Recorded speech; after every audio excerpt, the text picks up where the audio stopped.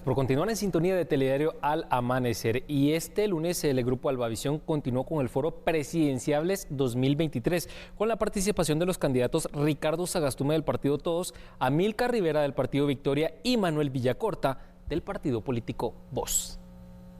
Es momento que demos la bienvenida a los candidatos que se hacen presente en este foro. Saludamos al presidenciable del Partido Victoria, Amílcar Rivera.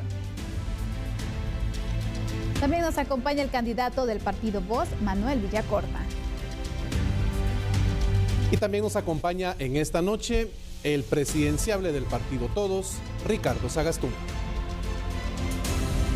La pregunta para los candidatos es la siguiente: ¿qué propone su proyecto para reducir la desigualdad económica y social? Para romper el esquema de desigualdad necesitamos dar oportunidades y respetar un principio constitucional que es fundamental: la igualdad ante la ley.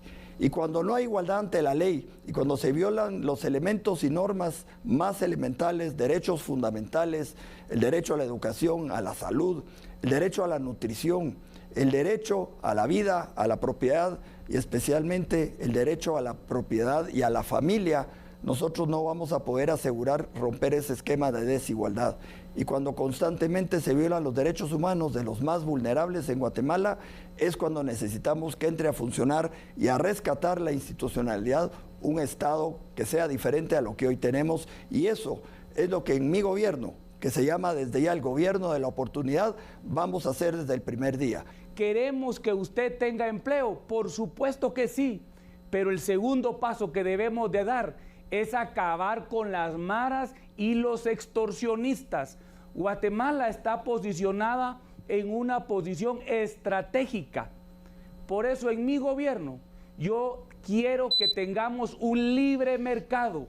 Abriré las fronteras de Guatemala para que ingrese el producto barato, que vengan empresas, que vengan inversiones, que generen esos empleos que usted necesite para que el costo de la vida pueda bajar, para que la canasta básica, los productos de la canasta básica cuesten el precio real en Guatemala. Yo traeré la educación del pasado al presente tecnológico.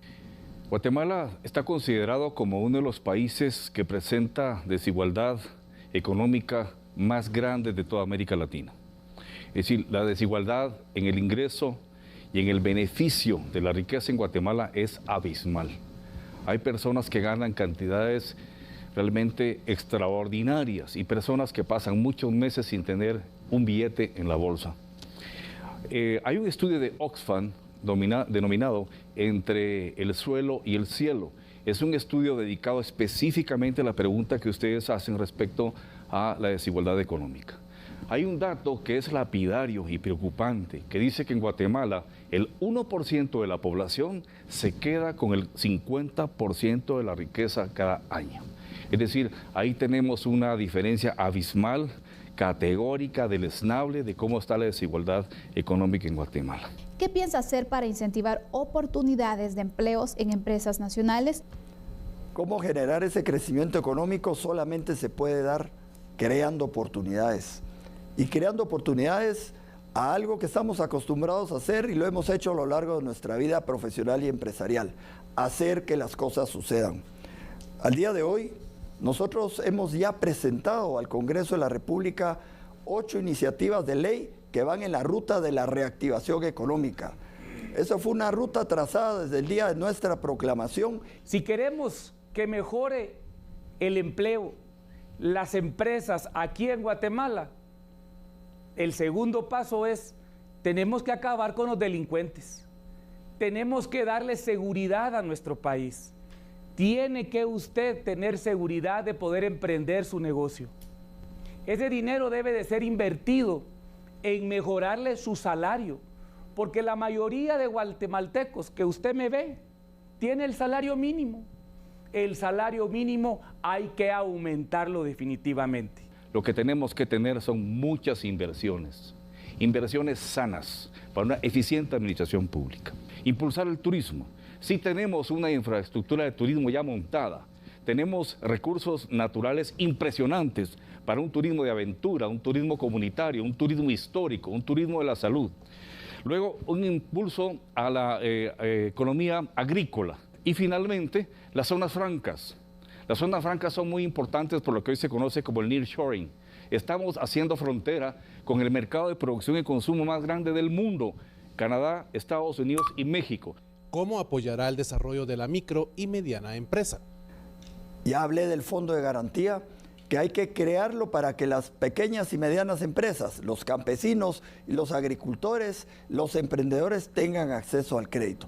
Fondo de garantía. El otro es el fondo de acceso a capitales. Hay capitales que están listos para poder apoyar a los emprendedores, apoyar a las MIPYMES, pero no tienen las garantías suficientes y para eso está el fondo de garantía. Y en tercer elemento, para apoyar a las MIPYMES, ese grueso de la economía del país son MIPYMES y a ellos de verdad tenemos que apostarle que tengan las mismas oportunidades de los grandes. Hay un fondo de inversión en cuyo capital es la cantidad de recursos naturales que tenemos en Guatemala. Las pequeñas empresas, los pequeños emprendimientos, yo en lo personal les tengo una gran admiración por iniciar esos pequeños negocios y lograr sacar adelante a su familia, lograr salir adelante ellos, pero ellos tienen una gran amenaza. Y miren, la gran amenaza lamentablemente siguen siendo los extorsionistas. Por eso la primera medida, porque a ellos, los pequeños y medianos, son los que más están siendo afectados por las maras y los extorsionistas. Por eso es que la primera medida debe de ser y será, si usted me permite ser su presidente, acabar con las maras y los extorsionistas y liberarlo a usted de ese pago constante que hace quincenal, semanal o mensualmente a esa gente. Nosotros lo que queremos es impulsar una sectorización de las pequeñas y medianas empresas. Esto nos va a permitir, al momento de que sectoricemos las pequeñas y las medianas empresas en cada uno de sus campos, una planeación estratégica muchísimo más efectiva para formular políticas sectoriales en donde sea coadyuvante el desarrollo a cada una de estas pequeñas empresas. Y hay una figura que es importantísima, que en mi gobierno la vamos a impulsar en una forma irreversible e inmediata, que es el cooperativismo. Como en Costa Rica se aplica el cooperativismo, que incluye a pequeños y medianos empresarios en todas las áreas de la economía de Costa Rica y que está generando. La cooperativa permite reducir los costos y tener una política sectorial mucho más efectiva. Así que iniciamos con las frases rápidas. La primera es transparencia en el Estado. Urgente y necesaria, hay que transformar el Estado, reformarlo. Indispensable para sacar a los corruptos que tanto daño nos han hecho. Consultas ciudadanas vinculadas